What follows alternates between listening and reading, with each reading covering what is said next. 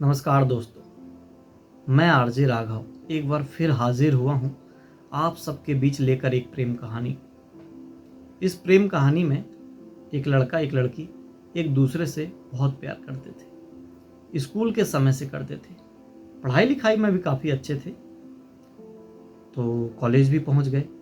College में भी इनका प्यार बरकरार रहा।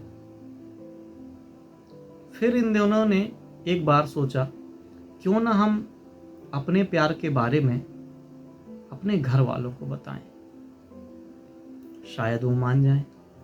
यदि वो मान जाएंगे तो शादी भी हो जाएगी। तब लड़के ने लड़की से कहा कि ये जो अगला जन्मदिन तुम्हारा आने वाला है, उसी दिन हम तुम्हारे घर वालों से बात करेंगे, समझाएंगे, मनाएंगे कि हम दोनों एक दूसरे से प्यार करते हैं और आगे जीवन भर एक दूसरे के साथ रहना चाहते हैं। लड़की भी बोली, हाँ बिल्कुल कह सकते हैं, दिन भी अच्छा है। और लड़की को विश्वास था कि यदि मैं अपने माता पिता से, भाई से कोई भी चीज़ मांगूंगी अपने जन्मदिन के समय में, तो मुझे मना नहीं करेंगे। लड़के के मन में भी थोड़ी सी खुशी हुई, चलो इसी बहाने शायद मान जाए। तो लड़के ने एक ड्रेस खरीदी लड़की को गिफ्ट करने के लिए। वाइट कलर की ड्रेस थी, एकदम परी टाइप की।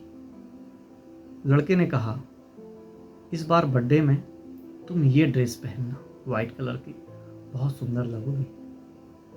लड़की बोली, हाँ बिल्कुल पहनूंगी। चली गई।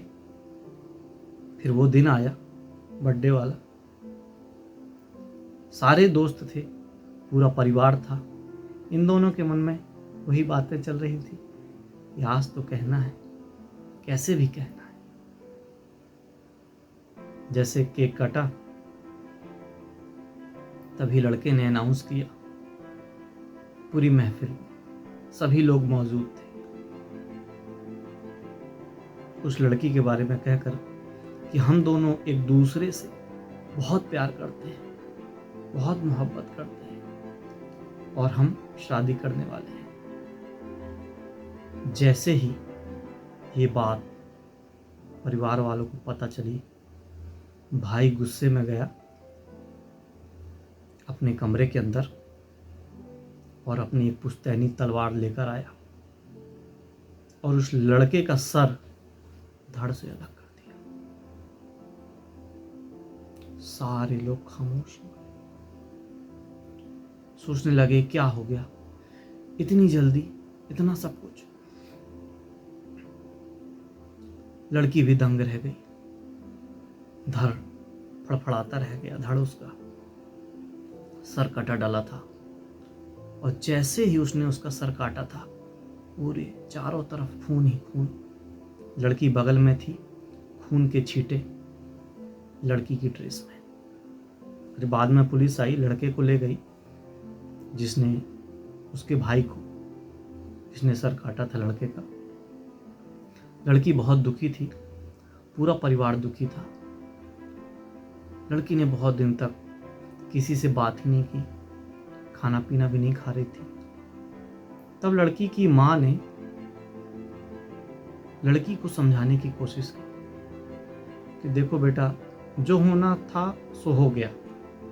हमें भी नहीं मालूम था कि हमारा बेटा ऐसा कर देगा, मगर हम क्या कर सकते हैं। और तुम कब तक ऐसे खाना नहीं खाओगी, कब तक किसी से बात नहीं करोगी, करना तो पड़ेगा। लड़की भी अपनी माँ से लिपट के बोल रही थी, माँ मैं जानती हूँ कि वो मेरे पास नहीं है और शायद कभी भी नहीं आ पाएगा, मगर पता नहीं क्यों मुझे हमेशा लगता है कि वो मेरे आसपास ही है। मैं उसको महसूस करती हूँ, मगर उसको देख नहीं पाती, उससे बात नहीं कर पाती। मैं क्या करूं? मैं चाहती भी हूं कि मैं उसे भूल जाऊं, मगर भूल नहीं पा रही। बहुत परेशान हूँ अपने आप से।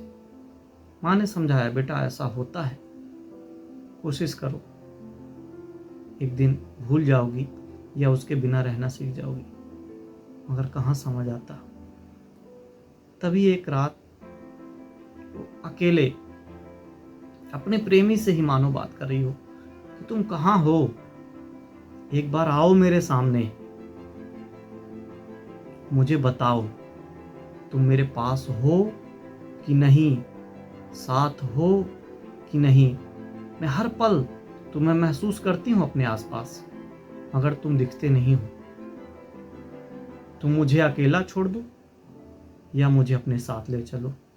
ये घुट घुट के जीना मेरे से नहीं हो पा रहा है। तभी काल्पनिक लगेगा, लड़का आया, दिखा उसको, उसकी रूह दिखी, उसकी आत्मा दिखी।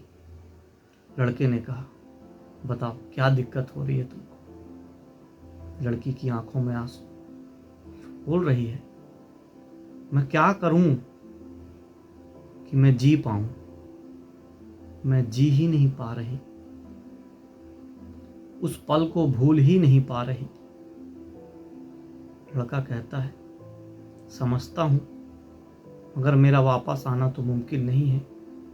लड़की बोलती है, फिर मैं क्या करूं। लड़का बोलता है, एक उपाय है। लड़की बोलती है, कोई भी उपाय हो, मैं सब करने को तैयार हूं, तुम बस बता दो क्या करूं।